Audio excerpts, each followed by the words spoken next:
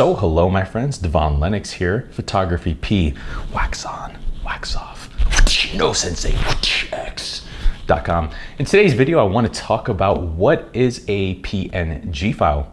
Note you can find timestamps in the description down below. You can also scrub through the video to skip to a more relevant section if you'd like. But with that said, let's get started. Today's digital world has plenty of file formats, all with different file extension names to let you know the file's contents. The PNG, or Portable Network Graphic, is one such file. And while it's a fairly standard file online, it's not surprising if you still are unaware of it. With that, let's define the file itself, its history, how it differs from other file formats, and its advantages and disadvantages. So by the end of this video, you'll have some helpful insight into whether it's a good option for your workflow. So what exactly is a PNG or PNG file? The Portable Network Graphic, officially pronounced PNG, is a type of raster image file initially designed to fix the shortcomings of the graphics interchange format, also called GIF.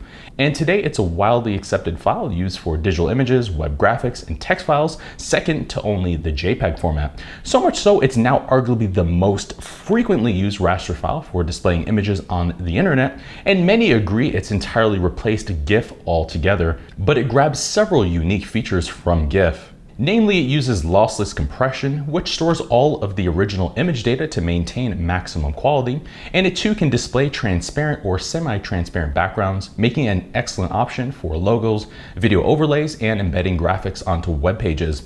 However, if you're curious, here's a brief history of the PNG file. During the 90s, the GIF format was already well established and the de facto industry standard. However, Unisys, the IT company behind the GIF file, patented it, so it required licensing to use its unique LZW compression. Sadly, that meant software developers struggled to build around this format, and that frustration is what ultimately inspired PNG.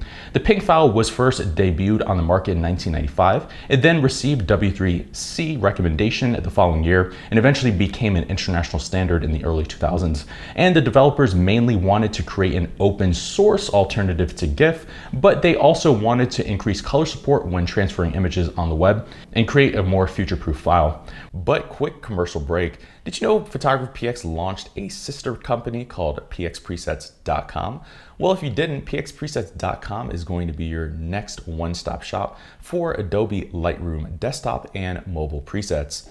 On PX Presets, you can find a large selection of presets to shortcut the process of getting high quality images and consistent branding across your imagery. We have a large selection of styles that are well suited for food, products, portraiture, fashion, beauty, and much more. We're also running a special right now for our mega collection. So if you want to upgrade your entire workflow in one fell swoop, now's a great opportunity. So if you're in the market for some high quality Lightroom presets to shortcut your workflow, feel free to check out pxpresets.com. With that said, back to the video. With that said, why use a PNG file? There are many reasons to use PNG files today and why they're a popular choice for sending images online. But here are the two main reasons that are the most important ones by far. Firstly, PNG uses lossless compression. With lossless compression, they maintain their image quality when saved, reopened, and resized. The result is that you have higher quality images than other formats since you keep all of the original data. And that's why this file is a go-to for detailed graphics, fine art, and text artwork. And secondly, they support transparent backgrounds. And these files include an 8-bit transparency channel, unlike GIF, which is only on or off. So instead, you can adjust the image colors to fade from opaque to fully transparent. And this functionality makes this file perfect for graphics, illustrations, and logos, since you can cut out subjects easily. Now, if you're curious how the PNG file is different from the JPEG file, here are the main differences. First, image compression. JPEG files use lossy compression, while PNG files use lossless compression. Lossy compression means a JPEG file permanently throws away valuable image information during the export process. And unfortunately, that ends up reducing its image quality and detail since you lose low order pixel data. Second, transparent backgrounds. JPEG files don't offer any transparent segments. Instead, each image must have color from corner to corner. That means you always have to have a colored or white background around the main subject with these files. And that can make it challenging to embed them into complex logos or graphic art as overlays. Lastly, number 3, file size. These files also differ in final file size, primarily due to their different compression methods, but this is actually an area of strength for JPEGs since these files are about 30% smaller than a similar PNG file. That said, it's important to highlight that the PNG file isn't here to replace JPEG. Instead, it offers users the option to trade added file size for better image quality and resolution.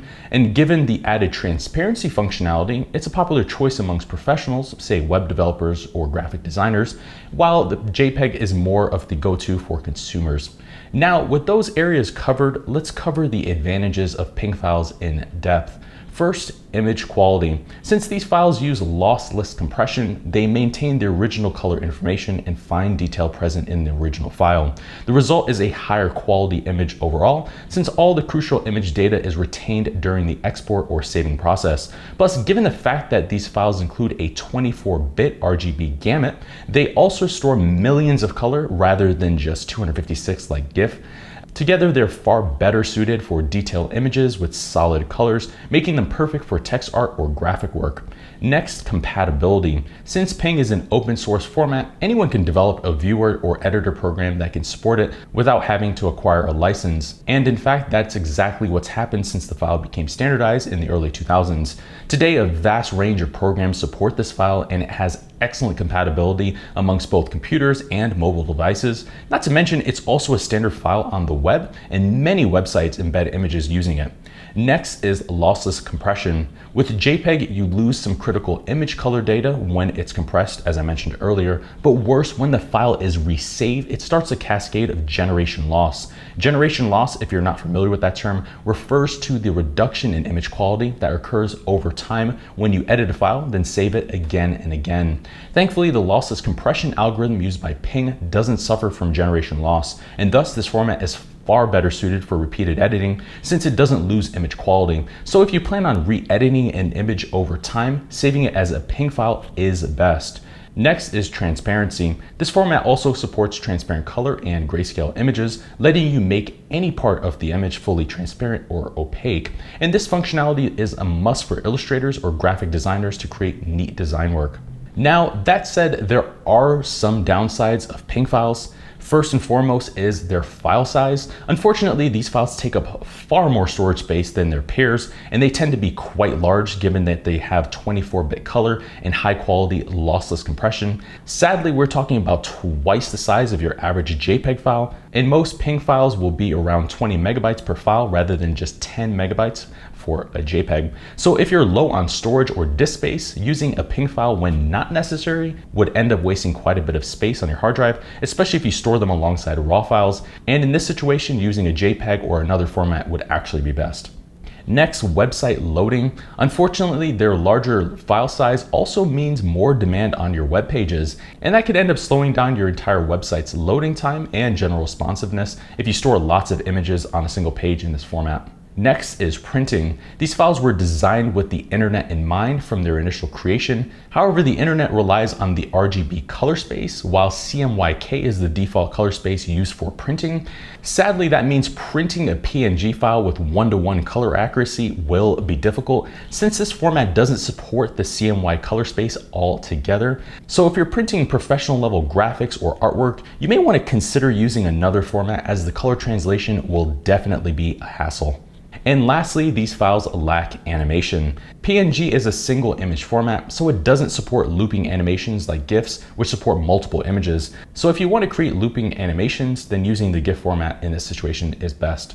But to conclude this video, the PNG file is an essential file format in today's digital world, and they're here to stay. Of course, this format does have its downsides, namely its color space and heavy file size, but as it stands, it's an excellent option for photographers who also work with digital graphics, say composites or NFT artwork. But it's also helpful for creating logos, charts, website banners, and various other web elements since they support transparency. And having transparency is a must in graphic design, despite the larger file size that is required. But ultimately, whether the PNG file will provide a meaningful addition to your workflow depends on your preferences.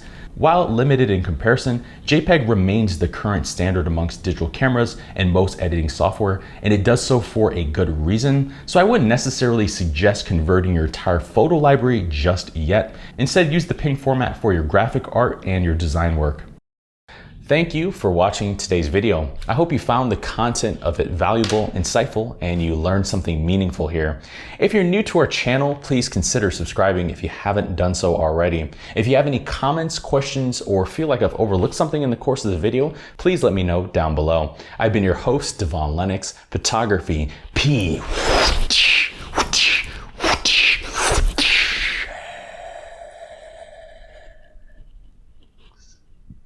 .com.